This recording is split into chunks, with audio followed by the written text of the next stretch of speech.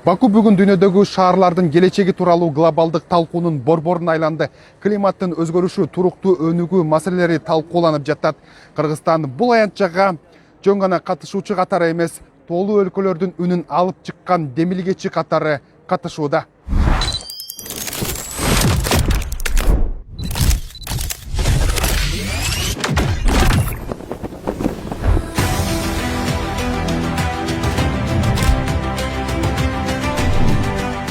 Президент Садыр Жапаров өз сөзүндө бүгүнкү дүйнөлүк урбанизациянын чоң маселесин айтты. Шаарлар табиятка каршы эмес, табият менен шайкеш өсүшү керек. Тоолуу шаарлар бул жөн гана географиялык өзгөчөлүк эмес, бул климаттык тобокелдиктер, суу ресурстары, миграция, сейсмикалык коопсуздук, маданий мурас жана адам капиталы кесилишкен өзүнчө чоң күн тартип. Кыргыз Республикасы тоолуу өлкө катары тоолуу аймактарды туруктуу өнүктүрүүгө артыкчылыктуу маани беребиз. Бириккен Улуттар Уюмунун азык-түлүк жана айыл чарба уюмунун маалыматы боюнча тоолор дүйнөдөгү 1,1 миллиард тоолуу элдердин жашоо турмушун жана жыргалчылыгын түздөн түз камсыздап тим гана болбостон тоо этектеринде жашаган миллиарддаган адамдарга дагы кыйыр түрдө пайдасын тийгизип турат. Тилекке каршы учурда мөңгүлөрдүн эриши, климаттын өзгөрүшү, калктын миграциясы жана экосистемаларга болгон кысым бийик тоолуу жана тоо этектериндеги аймактарда жайгашкан шаарларга терс таасирин тийгизүүдө. Президенттин сөзүндөгү негизги өзөк тоолуу шаарлардын келечеги. Кыргызстан бул багытта 3 чоң приоритетти сунуштады. Биринчиси экосистеманын туруктуулугу. Тоолуу аймактарда шаар куруу кадимки түздүктөгү урбанизациянын көчүрмөсү боло албайт. Башкача айтканда, тоодогу шаар бетон менен асфальттын гана маселеси эмес, бул суу, аба, энергия, коопсуздук жана табият менен саламаттыктын маселеси. Экинчи багыт инновация. Президент тоо урбанистикасы үчүн акылдуу технологияларды, санариптик муниципалдык кызматтарды, транспорт жана энергия системаларын өнүктүрүүнү сунуштады. Үчүнчү багыт адам капиталы жана маданий мурас. Президенттин билдирүүсүндө шаарлар имараттардан эмес, адамдардан башталарын айтты. Демек, тоолуу шаарлар билим берүү, социалдык инфраструктура, туризм жана жергиликтүү өзгөчөлүктөрдү сактоо менен өнүгүшү керек. Ошентип Кыргызстан жаңы эл аралык демилге көтөрдү. Ал тоолуу шаарлардын эл аралык ассоциациясын түзүү. Эгерде бул демилге ишке ашса, Бишкек тоолуу шаарлардын диалогунун борборлорунун бирине айланышы мүмкүн. Тоолуу шаарларды өнүктүрүүнүн өзгөчө актуалдуулугун, ошондой эле бул жааттагы тажрыйбабызды жана билимибизди эске алуу менен эл аралык тоолуу шаарлар ассоциациясын түзүүнү карап чыгууну сунуштайбыз. Ассоциация тоолору шаарларды туруктуу өнүктүрүүгө багытталган мыкты тажрыйбалар жана биргелешкен изилдөө долбоорлору менен алмашуу платформасына айланат деп үмүттөнөбүз. Өз кезегибизде биз ассоциациянын башкы кеңсесин Бишкек шаарында жайгаштырууга даярбыз. Бакудагы форумда Кыргызстан өз билдирүүсү аркылуу эки маанилүү багытты алдыга чыгарды. Биринчиси тоолуу өлкөлөрдүн көйгөйүн эл аралык күн тартипке коюу, экинчиси өлкөнүн ички өнүгүү модели, Бишкектеги коомдук транспортту жаңылоо, санариптик башкаруу, жашылдандыруу, таштандыны кайра иштетүүчү завод сыяктуу долбоорлор Кыргызстандын жаңы урбанистикалык багытка өтүп жатканын көрсөтөт. Эми Борбор Азияда биринчи болуп курулган ошол таштандыны утилдештирүү заводу. Себеп дегенде бул көп шаарларда эмнеге алар киргизген эмес, себептен ал дагы мындай күмөн жаратат да, мындай зыяндуу заттар чыкса кандай болот түтүн менен кошо, кандай. Анан мен ошолорду түшүндүрмөлөрдү берсем, алар дагы кичине ынанып кылса болот турбу, курса болот турбу деп айрымдар менен уже мындай байланыштар түзүлүп атат да. Бирок өздөрүнүн дагы көптөгөн мындай тутумдарды азыр карап аттык. Эми аны дагы Бишкек шаарына алса болот. Эми ал жерде дагы жол тыгындардын чечүү маселесинде кандай көз караш менен же кандай көз мындай аракеттер менен ишке ашырылган. Кече күнү мына Баку боюнча да жүрдүк. Бул жерде жол тыгынды ошол эле чектөөлөр менен жанакындай бир тараптуу эле жол кыймылын түзүп алышкан. Бирок ал жерде бизден шаардыктарга эгер аны киргизсек, албетте алар сын пикирлер болушу мүмкүн да. Себептен де бир өзүңдүн перекресткаңды өткөрсөң, анда бир шаарды айланып келип кайта кириш керек болот да. Бирок ошо менен кошо жол тыгынын мындай кескин азайтышып тур да. Ошондуктан биз дагы айтып атабыз, эми көптөгөн жол инфратүзүмүн оңдоп атабыз да. Бирок ошо менен кошо биз дагы эрежелерди жаңыдан карап чыгыш керек да. Жашбек Жемин өзүнүн маселелери келеличи. көп шаардыктарыбыз мен көп угуп калам да. Ушунчалык бир жумуштар башталды мындай. Бүт жакты карасаң баягы жол оңдоп аткан ушундай нерселер анан баягы тыгындардан дагы бир аз жүдөтүп жатат. Ушул долбоорлор бүтүп калса бир азаймак беле, кичине таштамак беле депчи. Эми бул Жыл чыдашыбыз керек деген. бул өзүнүн таасирин берет. Себептен да бизде мына Бишкек шаары боюнча 1400дөн ашык километр бул оңдоо, түздөө жана жаңы салууга муктаж да. Бул 1400, бул 61%дан жогору да. Эми мына муктаждык болуп атат. Эгер мен айтып атпаймынбы, 21 жылдан эле алсын, 20 жылдарды алсын, 16,7 километр эң көп дегенди жазган. Биз азыр 120 километрден жасап атабыз. Бүгүнкү күндө Бишкек шаарында 63 көчөгө бирдей кирдик, жасап атабыз. Албетте алар эми ыңгайсыз акыбалга алып келет. Анан ойлоп көргүлө, эгер биз даже мындай арифметически эсептеп чыксак, бер жагы эле бир 20-25 жыл керек экен да.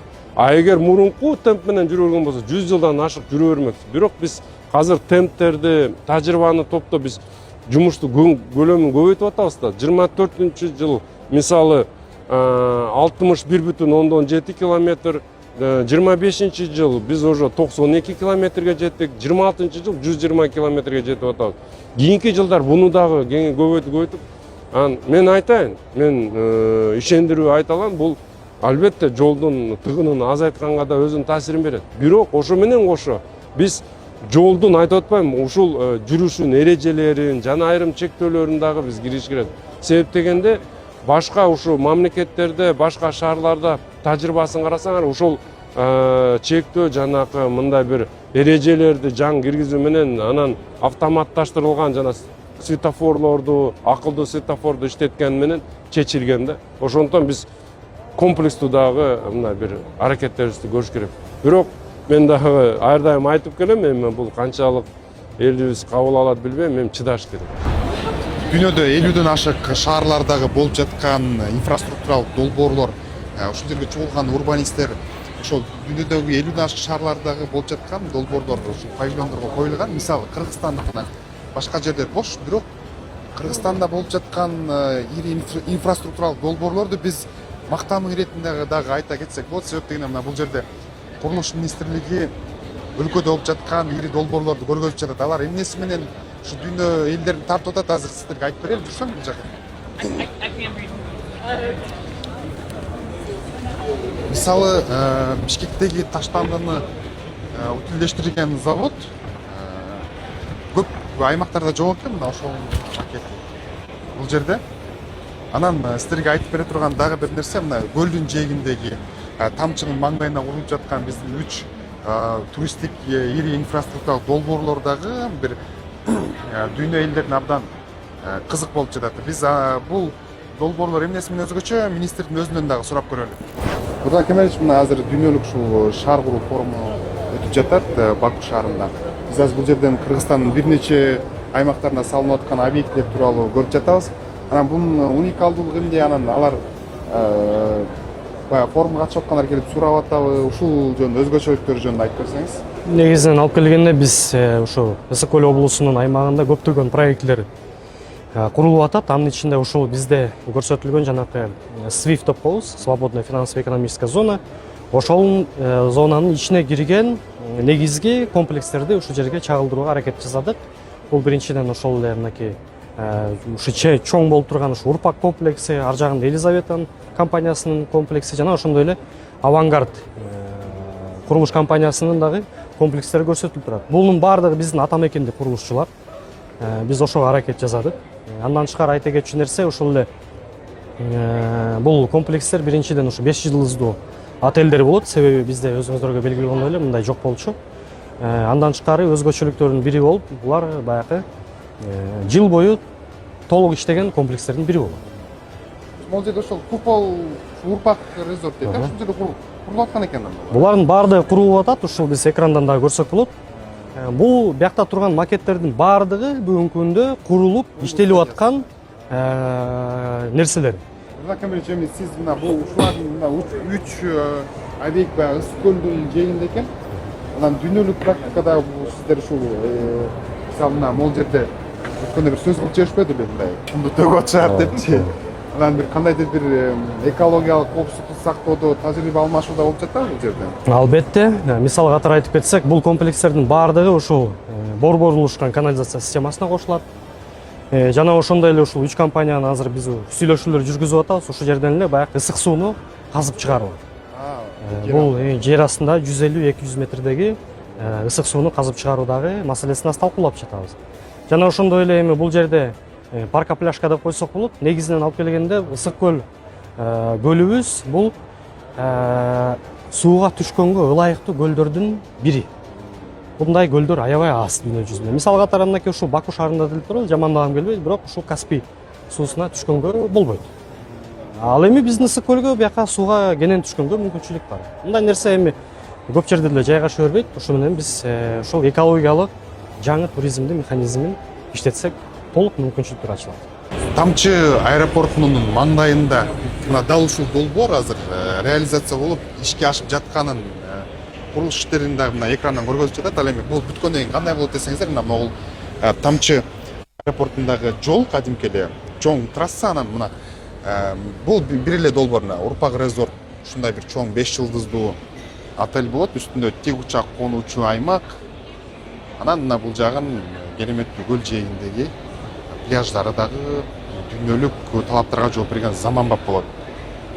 Бул форумдун алкагында Кыргызстандын ири шаарларынын мэрлери да катышып, шаар куруу жана жакшыртуу боюнча дүйнөлүк тажрыйбаларды алып келүүгө белсенишүүдө. Бул жерде азыр мына көп мамлекеттердин павильондорун көрүп атабыз да, архитектуралык. Чаш нормальный? Сон. Болду. Сонбу? Анан көп мамлекеттердин сиздер да мына кыдырып көрдүңүздөр. Ошко бир кандайдыр бир изюминка алып же бир тажрыйба алмашуу, ушул идеяны киргизсем деген максат болдубу? Болуп атат. Мен азыр өзгөчө мына чыгыш өлкөлөрүнөн бир жакшы бир урбанисттер шаар куруу боюнча адистер болсо, анча-мынча Ошко чакырып 1-2 айга болсо дагы бир мындай кеңешчилик карап ушул япондорду, башкаларды карап атабыз азыр. Мамиле курсак, өзгөчө бизде генплан иштелип атат да. Акча бөлдүк. Ушу генпланды кароодо азыр япон адистерин чакырдык биз. Ошолор жардам берип атат. Оштун генпланын иштеп атабыз. Ошого жапондор Жайка деген уюм бар эмеспи? Алар бизге кичине жардам берип атышат. Колдоо бар. Садыр Кожоевич уже мына мен баргандан кийин эле 1 миллиард 200 миллиондой турукташтыруу фондунан акча берди. Курулуштарыңар токтоп калбасын. Эми баягы карыздарды териштирүү иштери бүткөнгө чейин шуну иштетип тургула деп берди. Кудай буюрса дагы беребиз деп мындай жакшы пландарды түзүп, анан чоң инвесторлорду да жөнөтүп берип атат бизге. Мисалы ошол эле Таштандыны кайра иштеткен ишкана $95 миллион. Ошонун бардыгын президент өзү жардам берип, бизге мындай улам мындай Ошко жиберип атат да. Мындай аянтчылардан тажрыйба топтоо өзгөчө туристтик шаарлар үчүн мааниси зор. Балыкчы шаарында Кудай буюрса даярдыктар аябай жакшы жүрүп атат. Өзүңүздөр белгилүү болгондой, урматтуу президенттин тапшырмасы менен азыр мына эң негизисине караганда ушул Киребеш жеринде мына ак босогуш жасалып атат. Борбордук жолу жасалып атат. Толук түрдө азыр реконструкция жүрүп, мына кандай десем, туристтерибиз мындай айтканда жөө жүргөнгө да ыңгайлуу болуп калды да. Азыр жакшы мына освещениялар коюлуп атат, жарыктандыруу, жашылдандыруу, ошондой эле мына велодорожка тараптарда салынып атат. Менин оюмча, ушул жылы туристтерибизге жана Кыргызстан жарандарына бир жакшы бир жаңылык тартуулайбыз. Жалпылап айтканда, Кыргызстан үчүн шаар өнүктүрүү бул имараттарды көбөйтүү гана эмес, суу ресурстарын сактоо, мөңгүлөрдүн эришине ыңгайлашуу, жашыл энергетиканы колдонуу, турак жайдын жеткиликтүүлүгүн камсыздоо жана адам капиталына инвестиция салуу дегенди билдирет. Ошондуктан Бакуда айтылган демилгелер Кыргызстандын тоолуу өлкө катары өз тажрыйбасын дүйнө менен бөлүшүүгө, ошол эле учурда эл аралык өнөктөштүктү күчөтүүгө даяр экенин көрсөттү.